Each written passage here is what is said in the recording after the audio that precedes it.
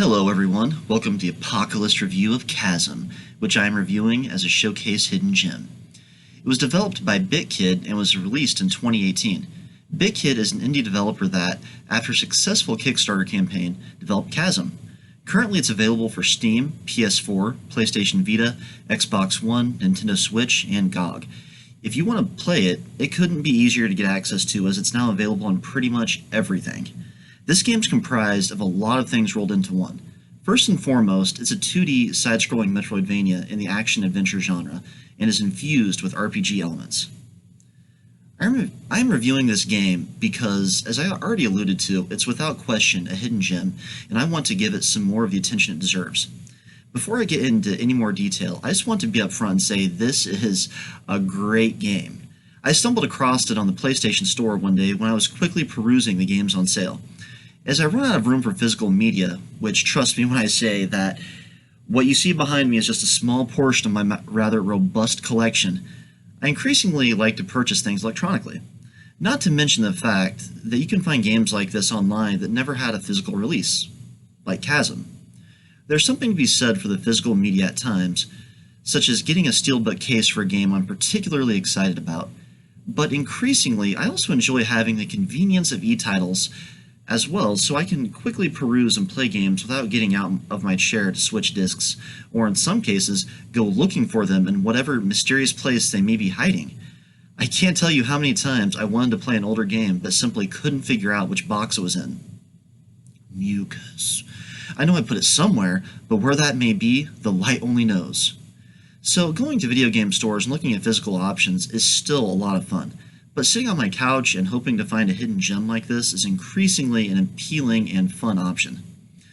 This is funny to hear myself say, as I used to be completely against owning any game I couldn't have a physical counterpart of sitting on my shelf.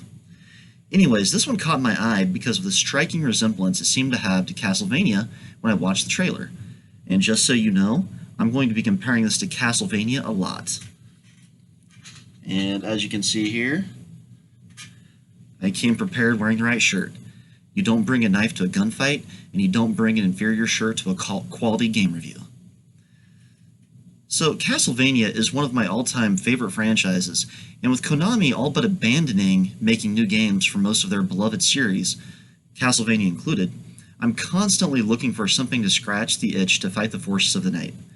I watched Castlevania on Netflix, and had just recently gotten the Platinum Trophy for the Requiem collection on PS4 when I stumbled across the delightful little surprise that is Chasm.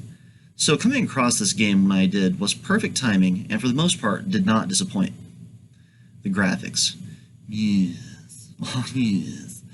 The graphics are reminiscent of the pixelated style of the earlier games in the Castlevania series, but with a slight facelift and definitely better animations. I'd actually say they're somewhat of a mix between the 8-bit graphics you'd see on the NES and the 16-bit graphics that you'd see on the SNES. It's not as heavily laced with the horror gothic theme as Castlevania is, but it's got the same dark feel and an atmosphere that's clearly inspired by it. When done right, I love games with pixelated graphics that harken back to the golden age of Nintendo during the 8 and 16-bit eras for the console market.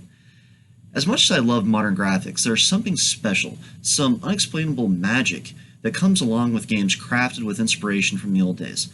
Maybe it's because it taps into that childhood magic hidden inside of us all that is so hard for adults to feel, kind of like a video game high.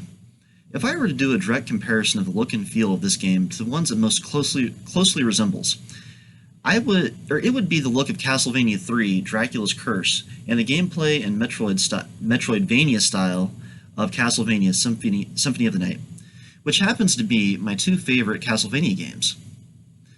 So this is where I'm going to get into spoilers. So spoiler alert, you've been warned. So weapons and items. I put this after spoilers in case you want to be surprised as what kind of items you may find. You have a long list of weapons and other equipable and otherwise consumable items, nearly as robust as those found in Castlevania Symphony of the Night. I'm talking a wide variety here.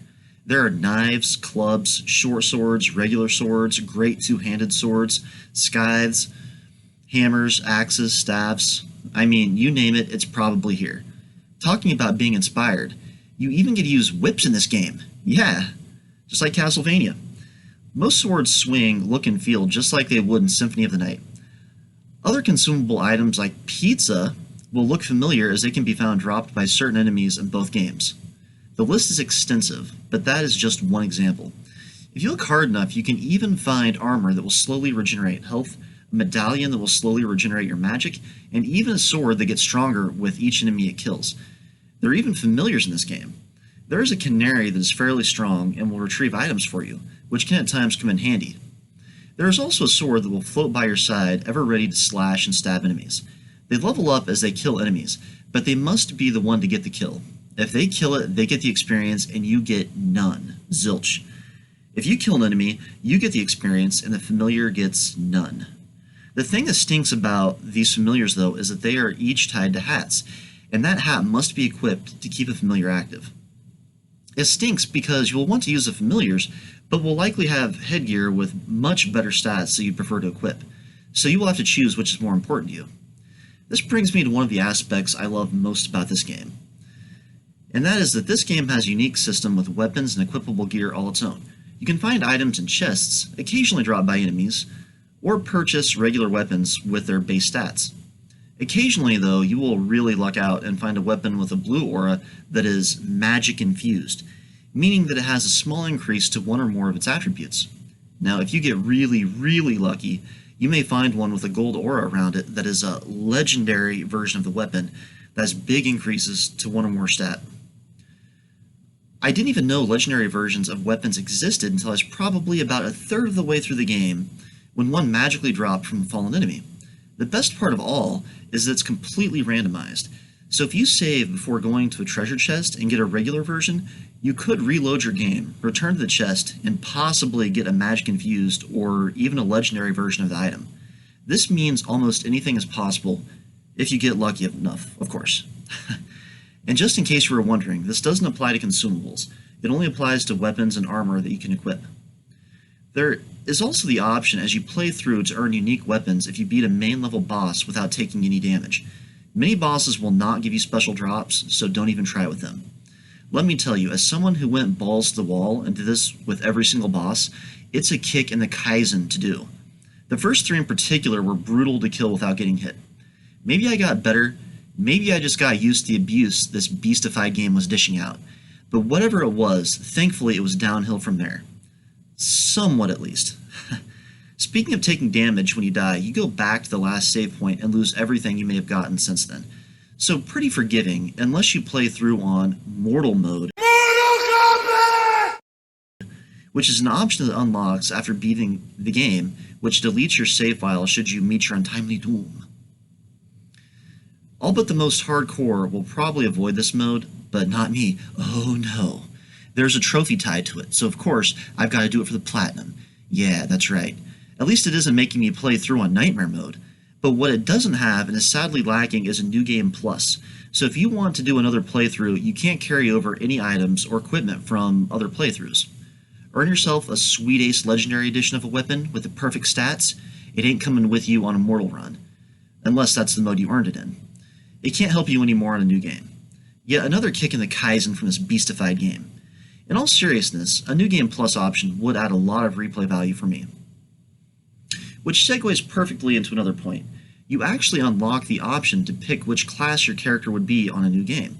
So you can be a magician that will make your character fantastic at spellcasting, a warrior that transforms your character into a tank, or a thief that gives your character crazy good luck right from the beginning to get those sweet rare drops and critical hits more often.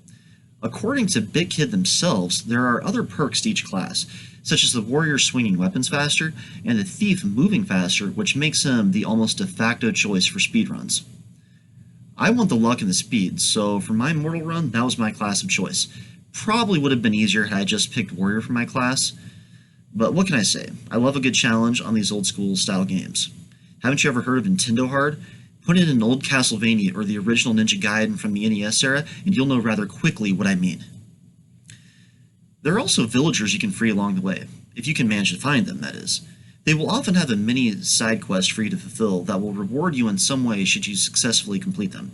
It's kind of fun to see the village slowly come back to life. Controls. The controls are smooth for the most part. One of the few nitpicks I have is that I don't like the so-called wall climbing ability. Other games such as Mega Man Excellent have done it before and did it better. Wall climbing in the Mega Man X games feels smooth and natural, leaving you feeling in complete control of your character and able to expertly perform any moves you wish to pull off. In Chasm, it's an awkward lunge your character does off the wall, and you really need another wall or other object to latch onto if you want to keep moving up. At least until later in the game when you finally get a double jump ability. If you utilize wall jumping during a boss fight, you've got to be ready for a full throttle thrust off the wall that is well timed enough that you go over the boss, or use it to reach an enemy that is airborne.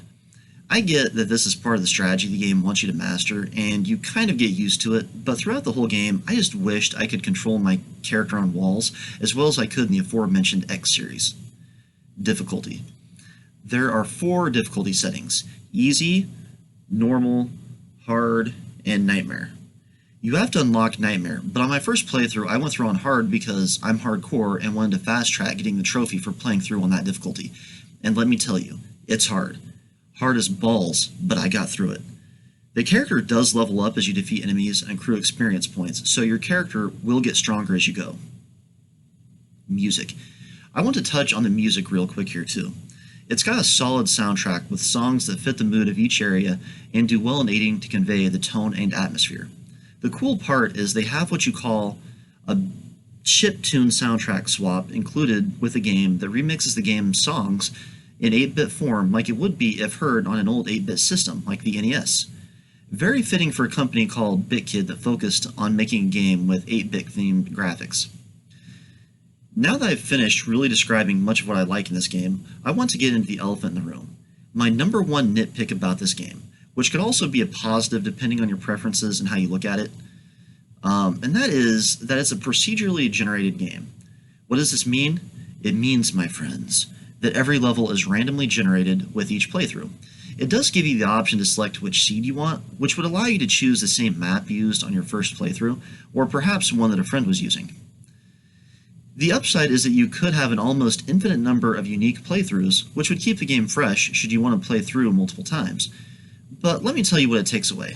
Certain games I played when I was young, like the original Zelda or Mario 3, I memorized every secret, and being able to go in and capitalize on that knowledge was part of the fun of going back to play again. With this game, you could never do that because it's always different. You would never know where anything was going to be unless you want to memorize a fat seed string with a ton of characters and numbers you plug in before each new game. If you get stuck, there is no strategy guide in the world that can help you. You are on your own. The biggest issue with it, though, is that it appears to have affected the graphics. What I mean is that there is very little variation within levels. The levels themselves support a wide variety of locations and are in some ways very nice to look at. But within each level style is a lot of blocky rooms/areas that maybe feel like they were fit together randomly, and probably because they were. There's very little natural, creative flow because everything is designed to fit neatly into place like a Lego or a puzzle. I can't help but feel like this game would have looked nicer had they just given it a solid balanced flow and been able to create environments without the constraints of making sure every room was small and blocky enough to fit nicely into place with any other. You lose something with a design like that as you are creating a puzzle rather than a great environment that is both sweet looking and fun. So, as you can see, there are some areas where the game could be improved, but overall, I really enjoyed my time with it. It was great to play something that gave me some of the best components of 2 of my favorite games, but is also fun in its own right with the addition of things such as legendary versions of weapons. The story may be a little on the bland side, but is adequate enough to give a sense of purpose to your quest. I would recommend this for anyone interested in one or more of the 3 following things. Number 1. Anyone who likes the look of the earlier entries in the Castlevania series. 2. Anyone who loves the Metroidvania style of Castlevania Symphony of the Night. And 3. Anyone who enjoys playing through a solid Metroidvania. I will not recommend it for the story, though. So this will need a dual rating system to give order to a niche game like this that will not appeal to all audiences, which I will utilize here. For any general gamer that isn't looking for an old-school Castlevania-themed game in the Metroidvania genre, I will give it a 3 out of 10. It's a good game, but it just won't be your style. If you are, however, a huge fan of Castlevania and or Metroidvanias, then I would give this an 8.5 for you, as it will really hit the soft spot in your heart for those types of games. This gets the Apocalyst seal of nostalgic excellence. This is the Apocalyst review of Chasm. Thanks for watching.